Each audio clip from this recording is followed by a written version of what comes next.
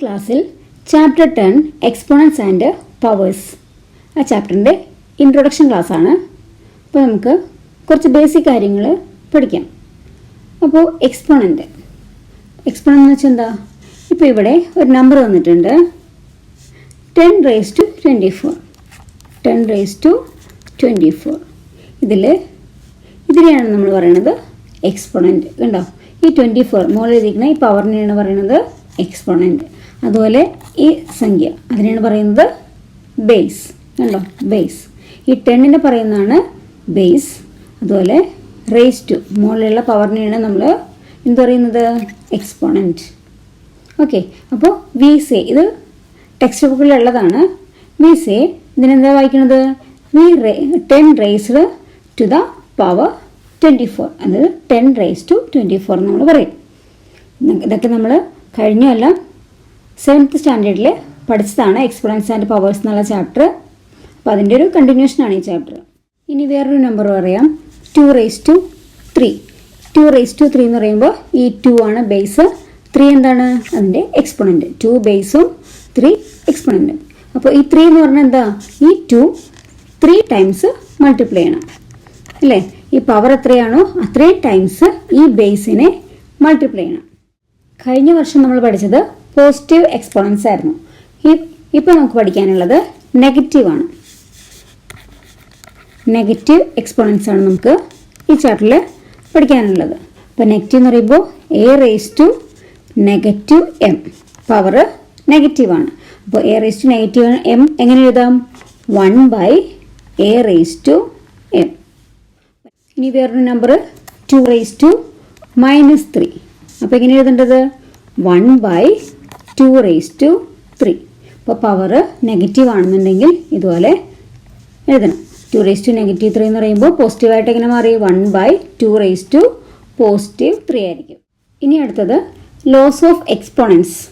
കഴിഞ്ഞ വർഷം പഠിച്ച ലോസ് ഓഫ് എക്സ്പോണൻസ് എല്ലാവർക്കും ഓർമ്മയുണ്ടാവും അല്ലേ? അതെല്ലാം പോസിറ്റീവ് എക്സ്പോണൻസ് ആയിരുന്നു.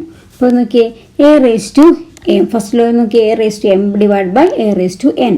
അപ്പോൾ സെയിം ബേസ് ആയിട്ട് പവർ ഡിഫറെൻ്റ് ആണ് അല്ലേ? സെയിം ബേസ് ആയിട്ട് വരുമ്പോൾ ഡിവിഷൻ ആണെന്നുണ്ടെങ്കിൽ നമ്മൾ എന്താ ചെയ്യേണ്ടത്? ആ ബേസ് എഴുതിയിട്ട് പവേഴ്സ് തമ്മിൽ സബ്സ്ട്രാക്ട് ചെയ്ത് ഇത് a⁻m/a⁻n. ബേസ് സെയിം ആണ്, ഡിവിഷനാണ് ചെയ്യാൻ പറഞ്ഞിരിക്കണമെങ്കിൽ നമുക്ക് എന്ത് ചെയ്യണം? a⁻m-n ബേസ് എഴുതിയിട്ട് പവേഴ്സ് തമ്മിൽ സബ്സ്ട്രാക്ട് ചെയ്യാം.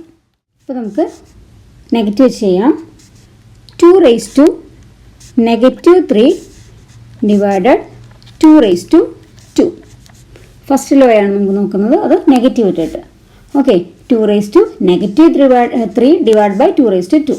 അതായത് ഡിവിഷനാണ് പറഞ്ഞിരിക്കുന്നത്. സെയിം ബേസ് ആണ് അല്ലേ? ഇവിടെയും 2 ബേസ്, ഇവിടെയും 2. അപ്പോൾ സെയിം ബേസ് ആണ്, പവേഴ്സിൽ നെഗറ്റീവ് ഉണ്ട്. അപ്പോൾ നമ്മളിത് എങ്ങനെ ചെയ്യും? നമ്മൾ പറഞ്ഞിട്ടുണ്ട് a⁻m-n ബേസ് എഴുതുക, പവേഴ്സ് തമ്മിൽ സബ്സ്ട്രാക്ട് ചെയ്യണം. അപ്പോൾ -3 - 2. ഇവിടെ ബേസ് -3 ആണ്. അപ്പോൾ -3 - 2. ഈ 2 ഇവിടെ ഇതിൻ്റെ പവർ അല്ലേ? ഇനി അപ്പോൾ നമുക്ക് എന്ത് എഴുതാം? സോൾവ് ചെയ്യുമ്പോൾ 2⁻3 - 2 രണ്ടും ഒരേ ചിഹ്നമാണ്. അപ്പോൾ -3 - 2 തന്നെയാണെങ്കിൽ നമ്മൾ എന്ത് ചെയ്യണം?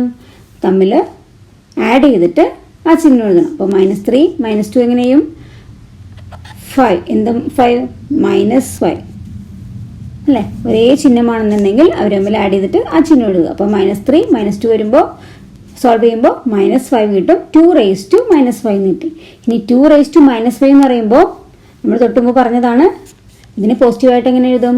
1/2�5 അല്ലേ? 2⁻⁻5 എന്ന് പറയുന്നത് 1/2⁵ എന്ന് എഴുതി. ഓക്കെ, ഇനി നമുക്ക് സെക്കൻഡ് ലോയിൽ എന്താ പറഞ്ഞിരിക്കുന്നത്? a⁻m⁴n is equal to a⁻m×n.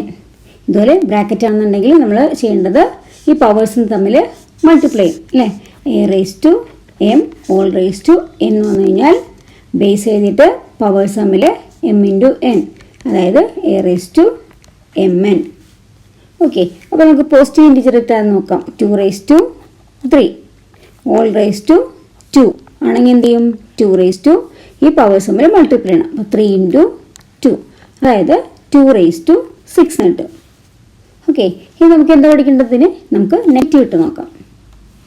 അപ്പോൾ 2 raised to -3 all raised to 2. അങ്ങനെ വരുമ്പോൾ എന്ത് ചെയ്യണം? 2 raised to പവേഴ്സ് തമ്മിൽ മൾട്ടിപ്ലൈ ചെയ്യണം. അപ്പോൾ ഒരെണ്ണം നെഗറ്റീവാണ്. അപ്പോൾ -3 × 2.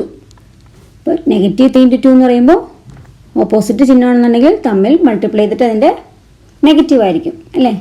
Minus into positive, minus into positive എന്താ ആൻസർ? ഒരു മൈനസ് ഇതായിരിക്കും, നെഗറ്റീവ് ആയിരിക്കും അല്ലേ. നെഗറ്റീവ് ഇൻറ്റു പോസിറ്റീവ് എന്ന് പറയുമ്പോൾ ആൻസർ ഒരു നെഗറ്റീവ് സംഖ്യ ആയിരിക്കും. അപ്പോൾ നമുക്കിവിടെ എന്ത് എഴുതാം? 2 raised to -6. 2 raised to -6 എന്ന് പറയുമ്പോൾ നമുക്ക് എങ്ങനെ എഴുതാം? 1/2 raised to 6. ലോസ് ഓഫ് എക്സ്പോണൻസിൽ നെക്സ്റ്റ് 3 നോക്കാം. 3ൽ എന്താ പറഞ്ഞിരിക്കുന്നത്? a raised to m into b raised to m is equal to ab all raised to m. ഇവിടെ പ്രത്യേകത എന്താ? ഇവിടെ ബേസ് ഡിഫറെൻ്റ് ആണ്. ഇവിടെ a ആണ്, ഇവിടെ b ആണ് അല്ലേ. ബേസ് ഡിഫറെൻ്റ് ആണ്, പക്ഷേ പവേഴ്സ് സെയിം ആണ്. കണ്ടോ? റേസ് ടു എവിടെ എം ഇവിടെ എം. അപ്പോൾ ബേസ് ഡിഫറെൻ്റ് ആയിട്ട് പവേഴ്സ് സെയിം ആണ്. നമ്മൾ ചെയ്യേണ്ടത് എങ്ങനെയാണ്? എയും ബിയും കൂടി multiply a b whole raise to m. ഇങ്ങനെയാണ് ചെയ്യേണ്ടത്. അപ്പോൾ നമുക്ക് പോസിറ്റീവ് ഇട്ട് ആദ്യം നോക്കാം. അപ്പോൾ 3 raised to 2 into 2 raised to 4. Sorry, 4 same അല്ലേ. അപ്പോൾ 2 raised to 2 തന്നെ. അപ്പോൾ ഇവിടെ ബേസുകൾ ഡിഫറെൻ്റ് ആണ്. ഇവിടെ 3 ആണ്, ഇവിടെ 2 ആണ്. അപ്പോൾ പവേഴ്സ് സെയിം ആണ്. ഇവിടെയും 2, ഇവിടെയും 2. അപ്പോൾ പവേഴ്സ് സെയിമും ബേസ് ഡിഫറെൻ്റ് ആണെങ്കിൽ നമുക്ക് ഈ ലോ പ്രകാരം ചെയ്യണം. അതായത് ബേസുകൾ തമ്മിൽ മൾട്ടിപ്ലൈ ചെയ്യാം. 3 × 2 ഓൾ റേസ് ടു ബേസ് രണ്ടും സെയിം അല്ലേ, അല്ല പവേഴ്സ് രണ്ടും സെയിം അല്ലേ.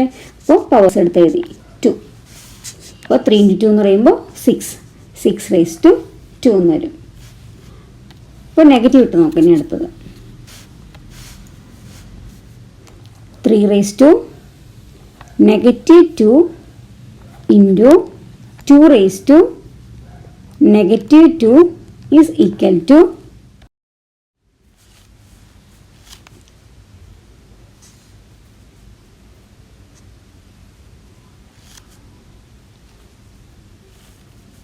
ഇനി ലോ പ്രകാരം എന്ത് ചെയ്യണം? ഈ ബേസുകൾ തമ്മിൽ മൾട്ടിപ്ലൈ ചെയ്യണം. അപ്പോൾ 3 × 2 ഓൾ റേസ് ടു രണ്ടിലും -2 അല്ലേ. അപ്പോൾ റേസ് ടു -2. അപ്പോൾ 3 × 2 എന്ന് പറയുമ്പോൾ 6 raised to -2. അപ്പോൾ 6 raised to -2 എന്ന് പറയുമ്പോൾ 1/6 raised to 2.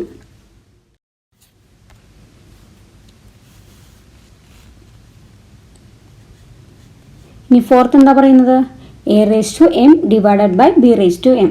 അപ്പോൾ ബേസ് ഡിഫറെൻ്റ് ആണ്. ഇവിടെ എയും ഇവിടെ ബിയും അല്ലേ, രണ്ടും ഡിഫറെൻ്റ് ആണ്. പവേഴ്സ് സെയിം ആണ്. അങ്ങനെയാണെങ്കിൽ എങ്ങനെ എഴുതാം? a/b all raise to m എന്ന് വരും. അതായത് 3 raised to 4 divided 2 raised to 4. ഇവിടെ എന്താ? ബേസ് രണ്ടും വ്യത്യസ്തമാണ്. ഇവിടെ 3 ആണ്, ഇവിടെ 2 ആണ്.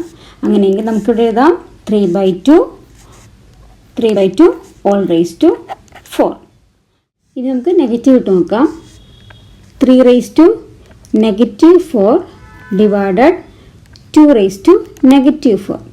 അപ്പോൾ ഇങ്ങനെ എഴുതും 3/2 ഓൾ റേസ് ടു -4. ഇനി ഫിഫ്ത്ത് എന്താ പറഞ്ഞിരിക്കുന്നത്? a raised to 0 is equal to 1. അപ്പോൾ ഏതൊരു നമ്പറിൻ്റെയും പവർ 0 ആണെങ്കിൽ അതിൻ്റെ വാല്യൂ 1 ആയിരിക്കും. അപ്പോൾ 2 raised to 0 അപ്പോൾ എന്ത് വരും? വാല്യൂ 1. ഇനി 4 raised to 0 വാല്യൂ എത്ര വരും? 1. ഓക്കെ, അപ്പോൾ അതാണ് a raised to 0 is equal to 1 എന്ന് പറയുന്നത്. ലോസ് ഓഫ് എക്സ്പോണൻ്റ് വരുന്നതാണ് a raised to m into a raised to n. ബേസുകൾ സെയിം ആയിട്ട് മൾട്ടിപ്ലൈ ചെയ്യാനാണെങ്കിൽ നമ്മൾ എന്ത് ചെയ്യണം? ബേസ് എഴുതുക, എന്നിട്ട് പവേഴ്സ് തമ്മിൽ ആഡ് ചെയ്യുക. a raised to m into a raised to n. അപ്പോൾ ഇവിടെ ബേസ് സെയിം ആണ്. അങ്ങനെയെങ്കിൽ ബേസ് എഴുതിയിട്ട് പവേഴ്സ് തമ്മിൽ ആഡ് ചെയ്യണം. അപ്പോൾ അത് നെഗറ്റീവ് ഇട്ട് വരുമ്പോൾ എങ്ങനെ വരും? 2 raised to -3 into 2 raised to 2. Negative ആണെന്നുണ്ടെങ്കിൽ നമുക്ക് ബേസുകൾ അതുപോലെ എഴുതി 2. ഇനി -3 എന്ത് ചെയ്യണം? ആഡ് അല്ല ചെയ്യേണ്ടത്. -3 + 2. അപ്പോൾ 2 raised to -3 + 2.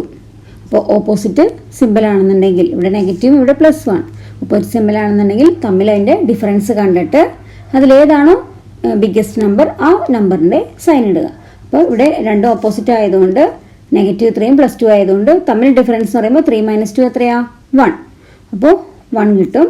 ഇനി ഇതിലെ ബിഗ്ഗസ്റ്റ് നമ്പർ ഏതാ 3 ആണ് അല്ലേ. 3യുടെ ചിഹ്നം നെഗറ്റീവ് ആണ്. അപ്പോൾ -1 വരും. 2 raised to -1 2 raised to -1 എന്ന് പറയുമ്പോൾ 1 raised to 2. ഒരു നമ്പറിൽ ഈ നമ്പർ മാത്രമായിട്ട് ഇങ്ങനെ എഴുതണമെങ്കിൽ അതിൻ്റെ മീനിങ് പവർ അതിനെത്രയാ 1 ആണെന്നാണ് അല്ലേ. അപ്പോൾ അതുകൊണ്ടാണ് ഈ 2 raised to -1നെ നമുക്ക് വെറുതെ 2 ആയിട്ട് എഴുതിയാൽ മതി. ഓക്കെ. അപ്പോൾ ഈ ക്ലാസ്സിൽ ഈ എക്സ്പോണൻസ് ആൻഡ് പവേഴ്സ് എന്നുള്ള ചാപ്റ്ററിൻ്റെ ഒരു ഇൻട്രൊഡക്ഷനാണ് ഞാൻ പറഞ്ഞത്. നെഗറ്റീവ് വരുമ്പോൾ എങ്ങനെ ചെയ്യാം ലോസ് ഓഫ് എക്സ്പോണൻസിൽ അതാണ് പറഞ്ഞത്. ഇനി നമുക്ക് എക്സസൈസ് നെക്സ്റ്റ് ക്ലാസ്സിൽ ചെയ്യാം. ഓക്കെ. അപ്പോൾ ഇന്നത്തെ എൻ്റെ ക്ലാസ് നിങ്ങൾക്ക് ഇഷ്ടമായാൽ നിങ്ങൾ എൻ്റെ ഈ ചാനൽ സബ്സ്ക്രൈബ് ചെയ്യുക, ഫ്രണ്ട്സിന് ഷെയർ ചെയ്യുക. Okay, thank you.